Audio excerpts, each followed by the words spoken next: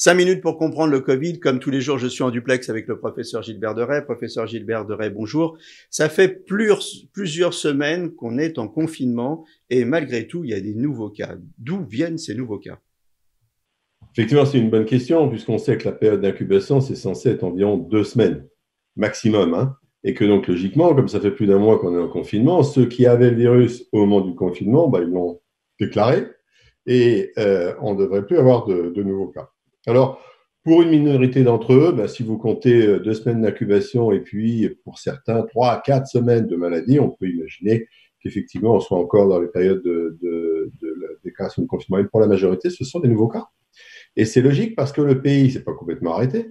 Vous avez d'abord des gens qui travaillent, vous avez des gens qui prennent les transports en commun, vous avez des gens dans les grandes surfaces qui vous servent, une caissière, vous avez des gens qui vous apportent le courrier, et toutes ces personnes, en fait, sont en contact avec d'autres.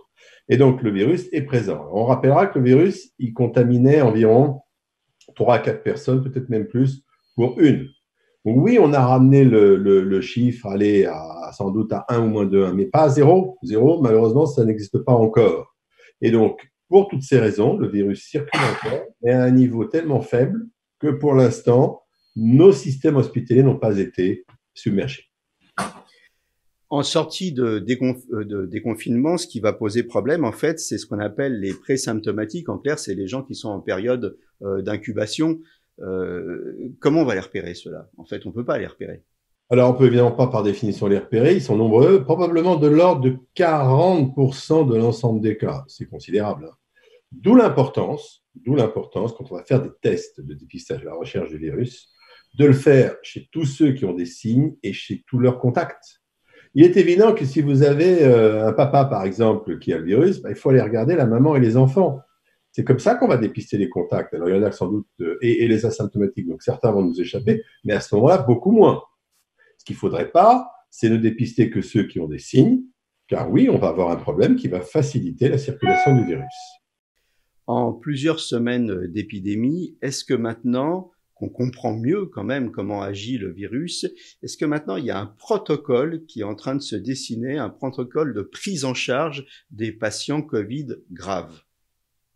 Alors, on a appris de façon extrêmement rapide, c'est très impressionnant, la littérature sur le Covid, des milliers et des milliers de papiers, beaucoup de choses, beaucoup. On sait que les patients graves vont mourir d'un immense syndrome inflammatoire et d'une défaillance de tous leurs organes. On sait que le virus rentre dans ces organes.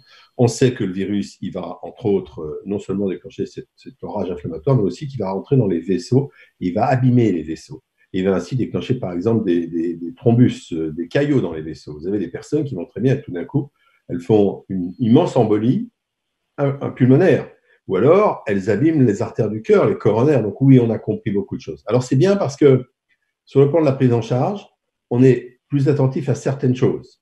Par exemple, on est plus attentif à l'électrocardiogramme pour voir si le cœur est en train de souffrir. Et ça déclenche des traitements. Ça peut être par exemple des anticoagulants, ou ça peut être aussi des examens si le cœur va bien. Pareil pour le poumon. On va être très attentif à l'essoufflement et on va se dire, tiens, est-ce qu'il n'est pas en train de nous faire une embolie pulmonaire? Est-ce que vous avez des traitements et du virus lui-même, c'est-à-dire ce qu'on va appeler des antivirales, ils sont en cours d'exploration. Pour l'instant, aucun traitement n'a fait la preuve formelle de son efficacité. Je voudrais souligner que depuis hier soir, apparemment, le remdesivir, on nous dit qu'il ne serait pas efficace. Alors attention, c'est une information qui circule, je n'ai pas vu le papier original. Il a été mis et retiré immédiatement du site de l'OMS. Et enfin, on est en train de chercher des anti-inflammatoires puissants, des molécules qui vont s'attaquer aux cytokines et à l'orage inflammatoire. Attention, ça n'enlève rien de ce qu'on a dit, pas d'anti-inflammatoire non stéroïdien, pas de corticoïdes, car au début de la maladie, ça va plutôt aggraver la maladie. Donc on progresse, je pense qu'on trouvera, il nous faut encore quelques semaines. Donc en fait, d'après ce que vous venez de nous dire, c'est pas un traitement miracle qu'on va avoir, mais c'est une stratégie de prise en charge qui se dessine, j'ai bien compris? Tout à fait ça, ce sera des antiviraux, je l'espère, des molécules très performantes pour être anti-inflammatoires. Ce seront aussi des antibiotiques parce qu'il faut bien voir que le coronavirus, on se surinfecte et qu'ils vont traiter ces surinfections. Et ben voilà, on a encore appris plus de choses sur le virus, je vous remercie. N'hésitez pas à continuer à poser vos questions sur la page de Facebook du professeur Gilbert Deray ou sur ma page. À demain.